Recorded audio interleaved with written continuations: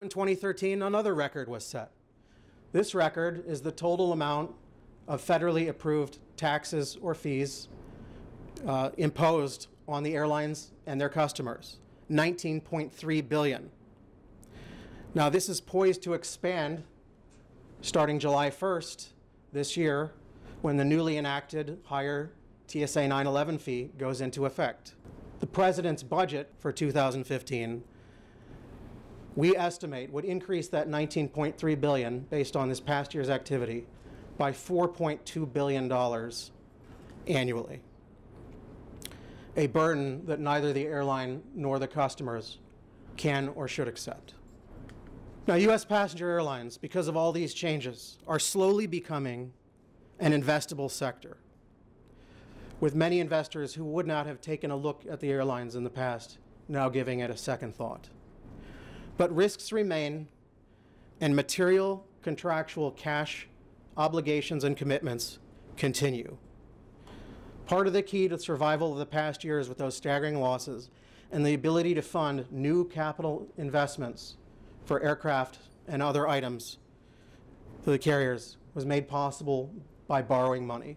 Whether just like a mortgage or a student loan, airlines have debt.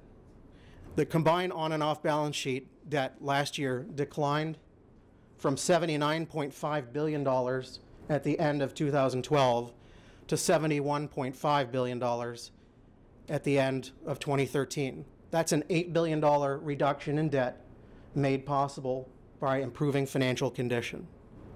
On a net basis, adjusting that debt for airlines' cash position, they commenced this year with $46.9 billion in debt, or a $3.5 billion reduction from last year. As the Motley Fool recently observed, it would be unreasonable to assume that all airline risks have just disappeared.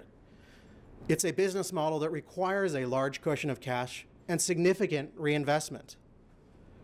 Hard, non-cancelable commitments in cash for 2014, even if the airlines didn't operate a single flight, amount to $36.5 billion. Total on the books, including commitments they've made beyond these years, is $279 billion in cash commitments, including $98 billion worth of aircraft on firm order. For 2014, $11.2 billion in payments will be made for aircraft and engine purchases, $16.2 billion for debt and lease payments, including interest on that debt, capacity purchase agreements with regional partners, employee benefits, including retirees, IT-related support, and other items, including some airport fees. Again, total material obligations and cash commitments for this year, $36.5 billion, even if a single flight were not operated. Not surprisingly then, the airlines' balance sheets still leave plenty of room for improvement. Only a single U.S. passenger airline enjoys investment-grade creditworthiness, which helps companies raise capital and finance their operations and acquisitions at lower interest rates.